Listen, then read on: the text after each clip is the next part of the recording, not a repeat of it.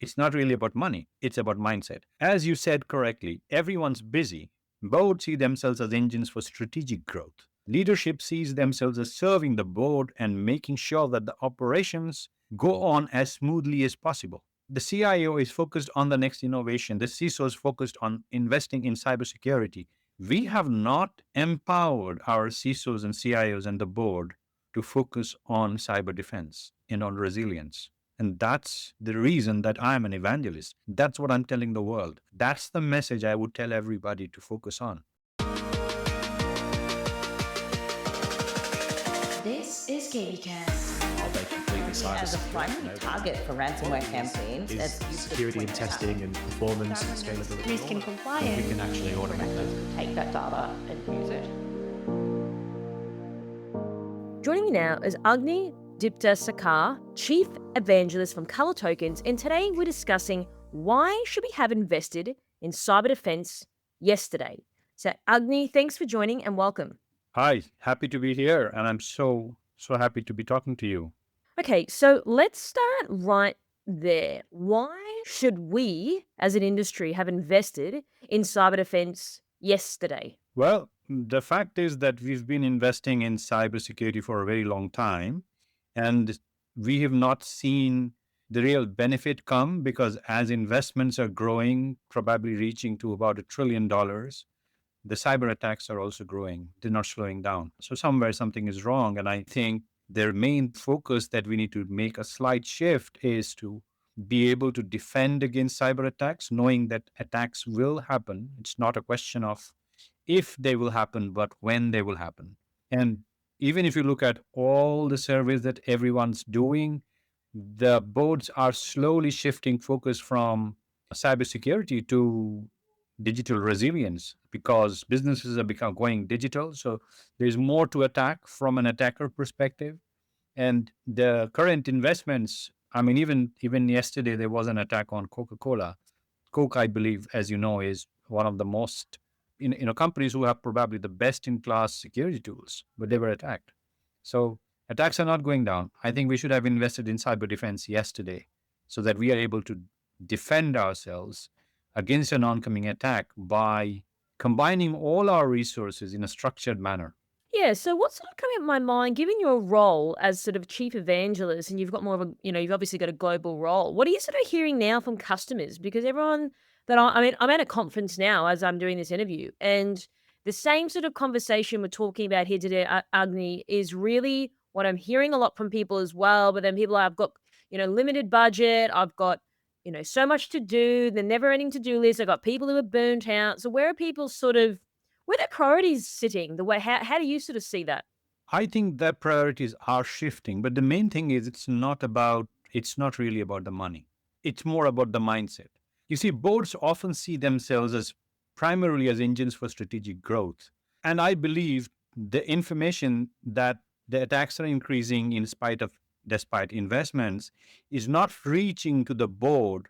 But in a world where, one cyber breach can freeze operations, tank share prices, or cost millions in penalties, that mindset needs to evolve. And it's not evolving primarily because we're not treating digital risk as governance level responsibility, which separates basically the reactive boards from the more resilient ones. But what I'm hearing from the customers that I'm meeting is that they are invested and they're willing to learn the shift that they need to make beyond, quarterly updates and asking hard questions, anticipating vulnerabilities, figuring out where is the weakest part and how they can, make that little better. That's what I'm seeing. It's increasing. The focus of the board on resilience, on cyber defense is slowly increasing. And the larger ones are more invested in it. The more agile ones are less invested in it. And I mean, they were always less invested in security as well. But the ones that are invested in security and who are focused on making the organization's reputation work, they are focusing on it. In fact, if I remember, there was an MIT Sloan review done last year where they interviewed, I think, 33 CEOs. And all of them said that they thought that they had invested and they were ready. But they now realize that they need to shift towards cyber defense. So would you also say, though, you said before, like the money isn't an issue, but I'm hearing a lot down here in Australia that people are always worried about the budget? Obviously, we're a smaller market. We have 26 million people here, which is still smaller than the whole state of California, to just give an example for folks who aren't living in Australia. Obviously, our GDP is smaller as well. So do you just think that perhaps currently Australia is a smaller market, so maybe budget is more of a worry perhaps? So you think about budgets when you think about return on investments, right? But cyber defense or resilience is not really a return on investment topic. It's cost of doing business. So if it's not about how many people there are, it's about what is it that you're trying to invest in to gain what kind of leadership in the world or in your area. So it could be a much smaller market. For example, it could be, Malaysia or maybe Vietnam, but it really doesn't matter. What matters is what are you willing to invest in for the business value that you're trying to get out of digital? That's the main thing. And that's why I said it's not really about money. It's about how you perceive that investment as. If you're perceiving that investment as return on investment, if you're perceiving that as investment, then of course it's about money. But the reality is that if you are in a state, let me give you an equivalent example. So let's say that you're trying to invest in a business to build roads, and you know that you can't build roads in a particular place because you need to dig it. You're going to invest in digging. That's cost of doing business. Likewise, digital resilience or cyber defense is cost of doing business. It's not an investment. Does that answer your question? Yes, yes, yes. So what's coming to my mind? So what you're saying is, and do you envision now, given what you've just said, businesses need to write this into like their operating costs or their OPEX, right? So it's like this, like you said, cost of doing business. For example, I'm going to give a bad example, but if you're like a courier company, you have to invest in the trucks and the cars and the vans and the boxes. That's just the cost of doing business to run a courier company, for example. Yeah. People can't be surprised, right? They can't be like, oh, well, I've invested in a courier business, but I don't want to actually buy the van to move the stuff. So people can't be shocked by that, for example. I got a very good example given to me by a COO, Chief Operating Officer of an industrial organization. They were making chemicals, and he said the reason that we need to invest in cyber defense is that we treat this as danger, not as risk. You know the difference between risk and danger, right? So if there's danger to human life, you don't want to do it, or you invest in capabilities that will protect human life. So it's all about safety, reliability, and efficiency. It's not so much about confidentiality, integrity, and availability. Of course, those are important. Those are essential or the foundational capabilities that go behind cyber defense. But in the end, it's about safety, digital safety. It's about reliability of digital business, and it's about efficiency of digital business. That's what cyber defense and cyber resilience will bring on the table. Yeah, okay, this is interesting. So I formerly worked at a bank in security. So again, and I've spoken about this many times of people on the show with people like yourself. And you mentioned the operative word danger. Working in a bank, for example, is like, okay, we lost some money or someone got scammed or your life savings. It's annoying, but it's not going to kill you if you lose your money, You're right? right. But for example, critical infrastructure, water plant, something happens, the water's contaminated, people could potentially die. So how do you start to see the everyday sort of business, which perhaps doesn't have that danger, but equally they don't want to, have downtime, they don't want to lose money? How do people find that equilibrium in your experience? As I said, it's about mindset. So the whole thing is about finding the word that you said the exact word. It's about the equilibrium. People need to find out what is it that they will tolerate. So, for example, there is a concept called minimum viable business. When you're thinking minimum viable business, it's different from business continuity because you're thinking about having I call it minimum viable digital business. So when you're thinking about that concept, what you're thinking is in the face of adversity, how much minimum business can I run? So with cyber defense in place, with digital resilience in place, you're looking at a number between 50 and 80%, or maybe 90%, depending on how much and where you are investing. The balance then is to invoke a BCP in the 20% that remains. But if you're not thinking that way, if you're not thinking, as I said, it's about mindset. If you're not thinking about building resilience to operate at your minimum viable digital business at about 50 to 80%, then you're thinking about business continuity, which will be 15 to 20% at the most. Does that make sense? Yeah, absolutely. It's how do we, or as an industry, how do we get people to move more towards that mindset, would you say? So I think that the real thing is, where do you want to focus on? And in my experience, and I was a CISO in my life before I joined ColorTokens, the argument that I used to take to business leaders is that if we are thinking about doing something new, we must start thinking about the digital innovation and digital resilience in the same breath. If we are not doing that, then we are looking at a situation that the entire innovation could be upset because of a single disruption. So when you're thinking how much you're going to invest, you don't need to invest a lot, but you definitely need to invest in foundational capabilities. Like if there was to be a cyber attack, can I just put my systems in a manner that they're not visible to the attacker? That's one way of thinking. That's not a huge cost. That's not a huge investment. I mean, this has been known to the industry for a very, very long time. It's not new technology, but people have not been focusing on it by making sure that, okay, I have these critical systems and these are the ones that I want to protect. That's another area. Not many organizations have actually, bogged down the number of critical systems they have. Asset management continues to be a huge challenge.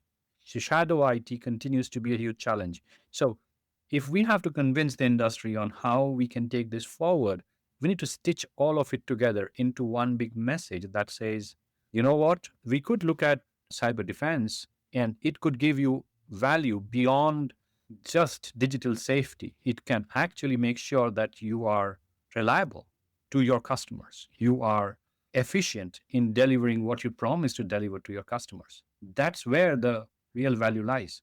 So I just want to I want to zoom out for a moment and perhaps, Agni, talk about the real purpose of cyber defense. So I think maybe before we start to really get into some of the minutiae, I'm keen to explore what do you mean by that?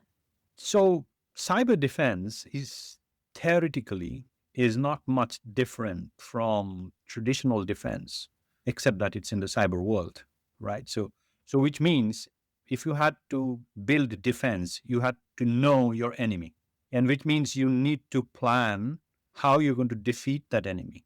Thankfully, all that information is available today.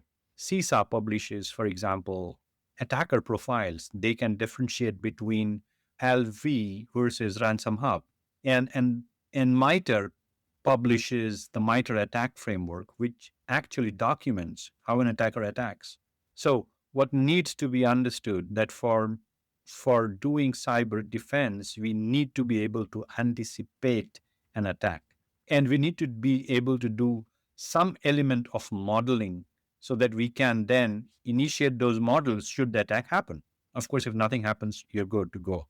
But in between that comes a stage where you need to make sure that there are no unnecessary digital services that are just floating around doing nothing.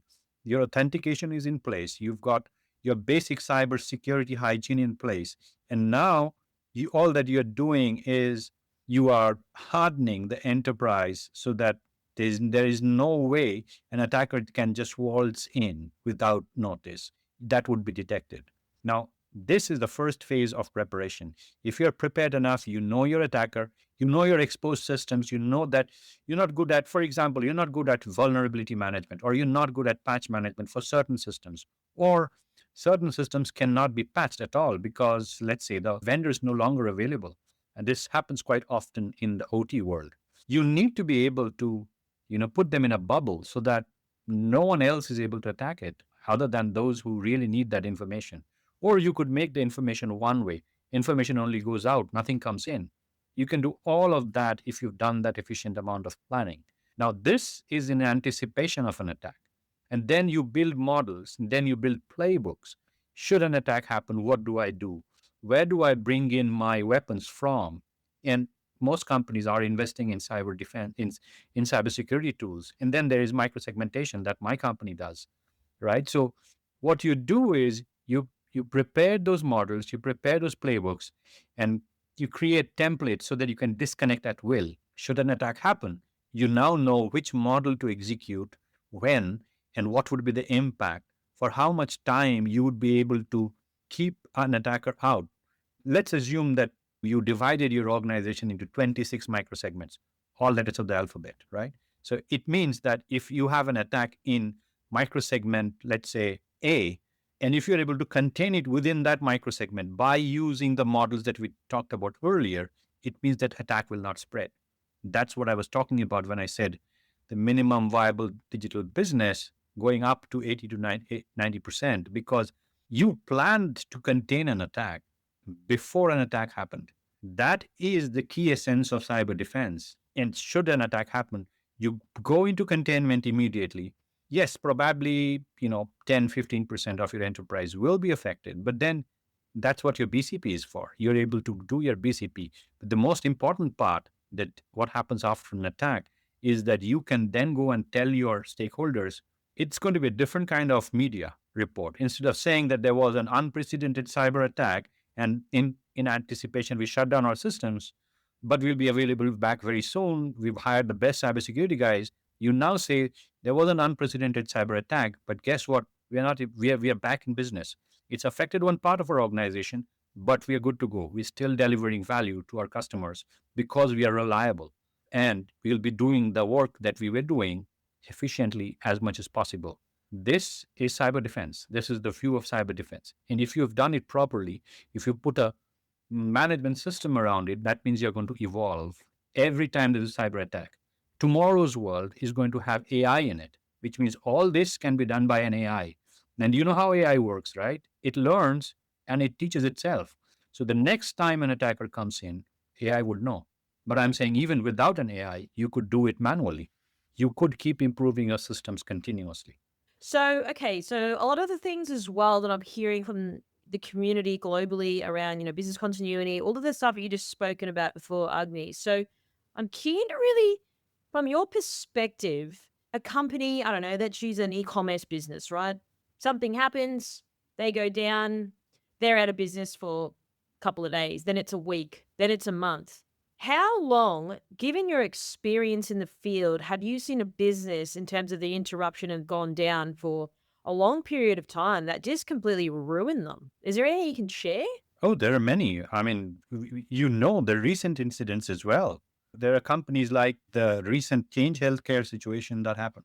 They thought that they are going to have an interruption of, a few days. They denied, they were not prepared for that cyber attack. And then United Healthcare bought them over, and they're still not clear. In fact, if I'm not wrong, about 2 weeks ago, there was another release. I don't know the exact numbers, but I believe that initially their costs of recovery were in millions. Now they're in billions because of the continuous, whatever that's happening. There are many companies that I know about. Again, I don't remember the exact names. There was this chemical company in UK that went out of business completely. There was an ed tech startup that went out of business completely. Yeah, there are many of these incidents. So to your point, some high-profile breaches either are affecting their top lines, their organization performance. The Oracle breach, by the way, how much has that stock price gone down by? They denied the breach initially. I don't know if you were following that attack, but they denied that there was an attack at all. And then the attacker released all the data, and then they sort of agreed that, yeah, there's possibly an attack. But by the time the damage was done, the share price tanked. The cost of inaction is real, and it is rising. Change Healthcare is one example. Clorox is another example that happened. Again, I just remember it right now, where they underestimated that how bad it could be. And it just went vertically down. It just went down real fast. Colonial Pipeline, another one. When Colonial Pipeline started off, at that time, there was a ransomware and they had to pay ransom. And as you know, when the ransomware thing happens, the ransom goes up over a period of time, right? They keep multiplying. They basically keep doubling every day. By the time they paid certain amount, but the real effect happened afterwards because they had stopped gas, and that stopped the traffic, right? They were suppliers across the entire Eastern Starboard. Guess what happened to the highways? Because there was no gas.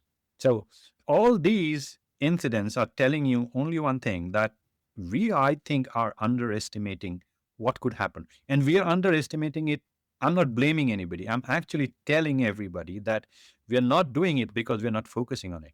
So boards, I believe, should focus on how vulnerable is an organization to a cyber attack. And if that's the question they're driving from the top, the cyber leadership or the CISOs are going to find that out.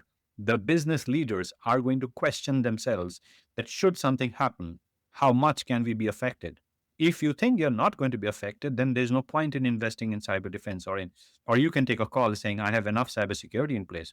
I remember a long time back when I was younger, somebody told me, we've got antivirus in place. So why should we worry about a firewall? So, we've evolved from there. I hear what you're saying, and yes, I have followed a lot of those breaches.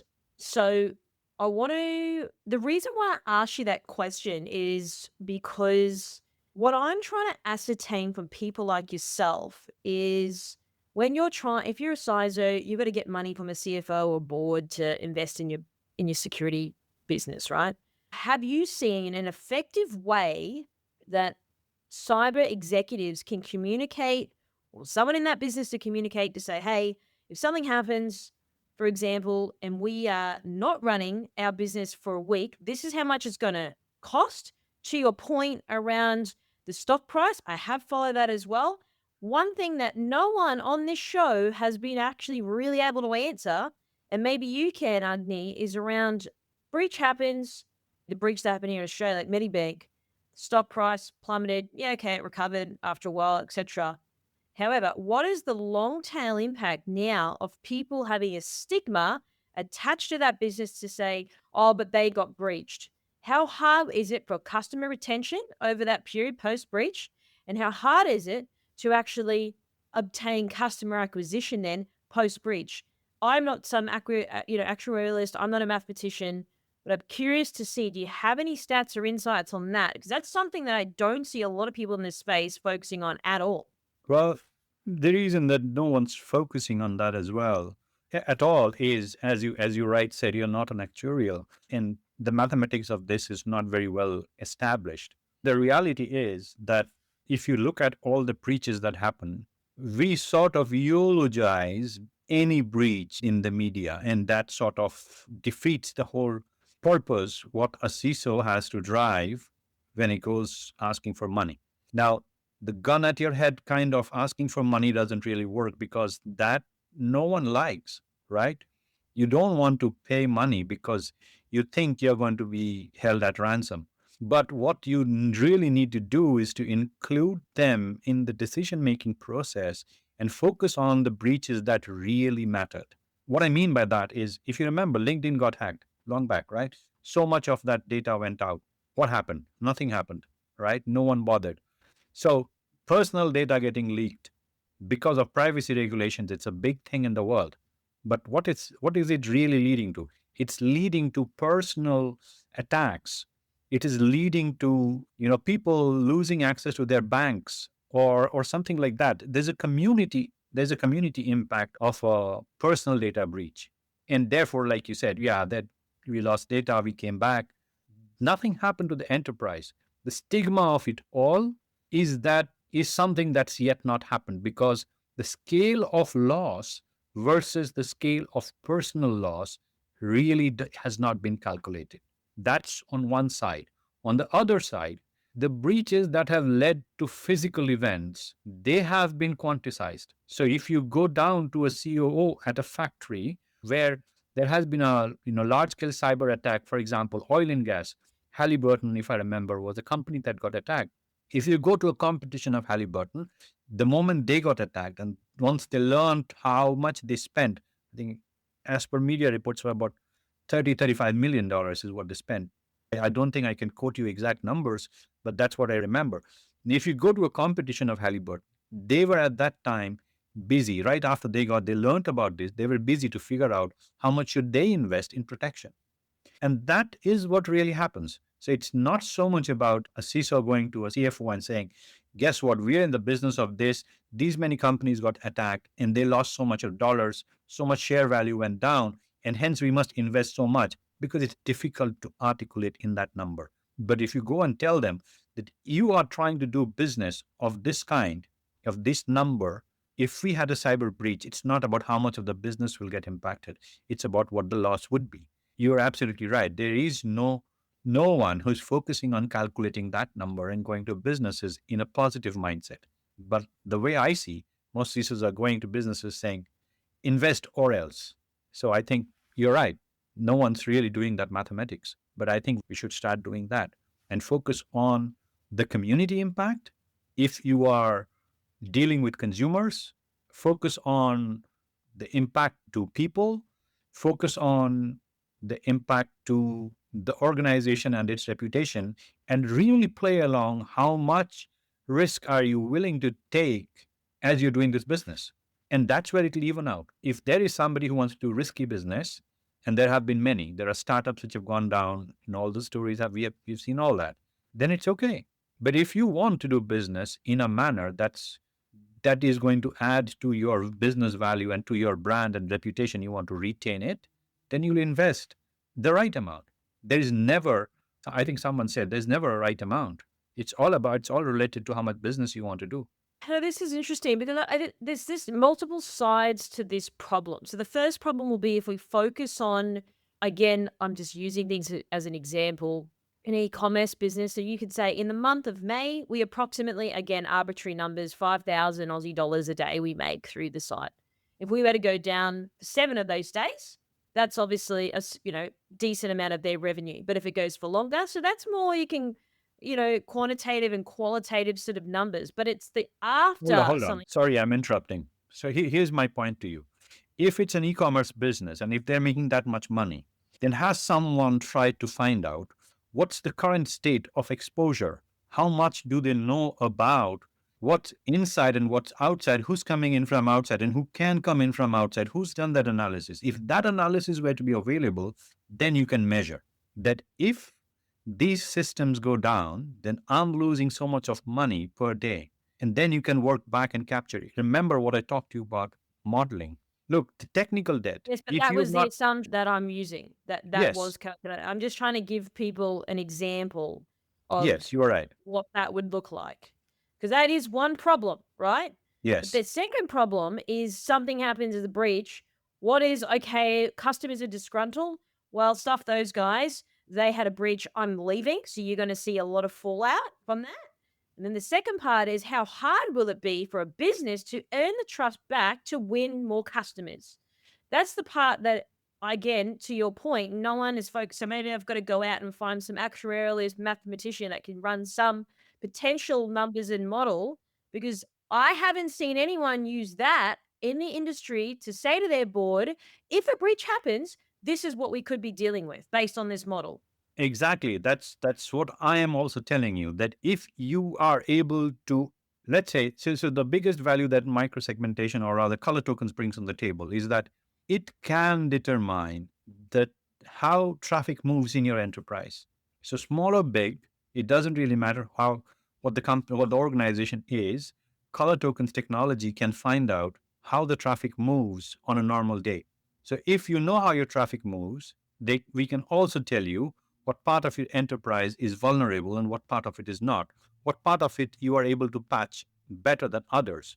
If you go down that route, you're soon going to figure out that I have, let's say, 10% of my organization. I'm just taking an arbitrary number. It could be 20, it could be 80.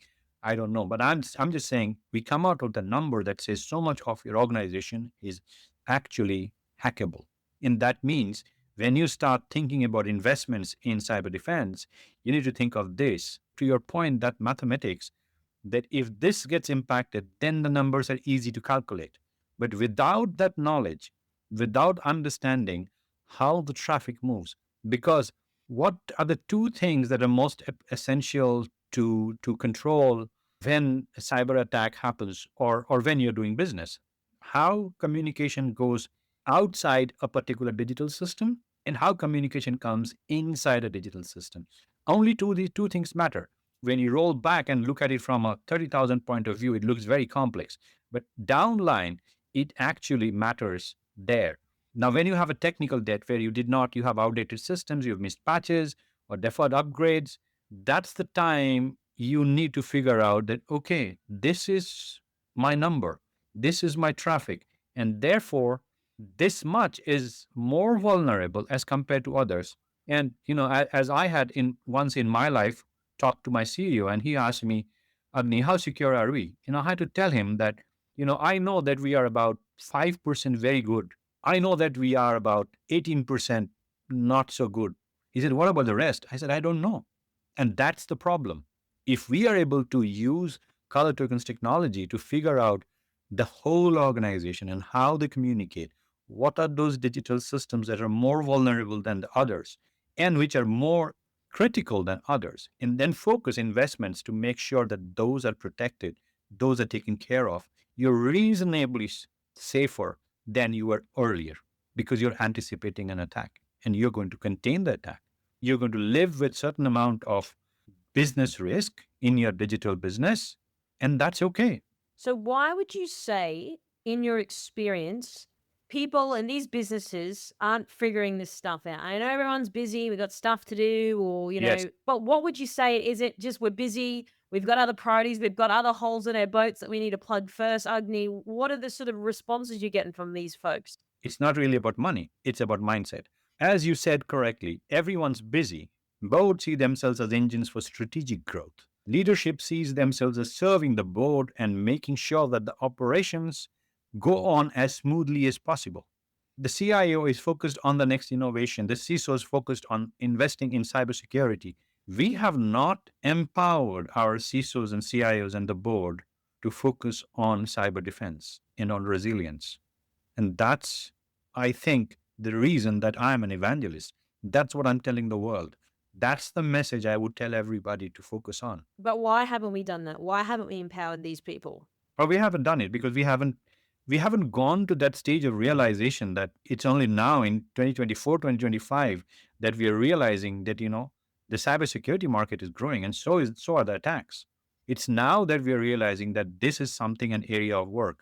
I think even in Australia, there was a report, if I'm not wrong, which came out where I think there's a legislation that's either come out or it's about to come out where they are making the board responsible for resilience.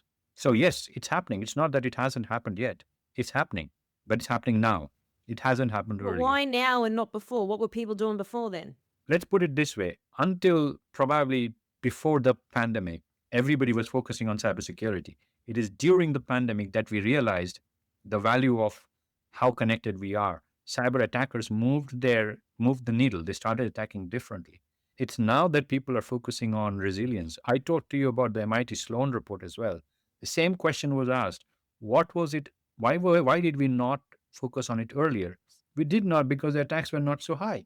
Now attacks are everywhere and your investment is also everywhere.